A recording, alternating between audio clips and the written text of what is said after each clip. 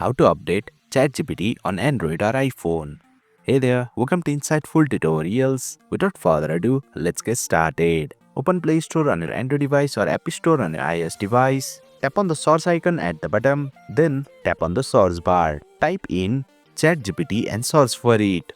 If the update button is available for ChatGPT, it means a new version is available with the latest features. However, if you are already using the latest version, then you will see the open button instead. To update ChatGPT, simply tap the update button.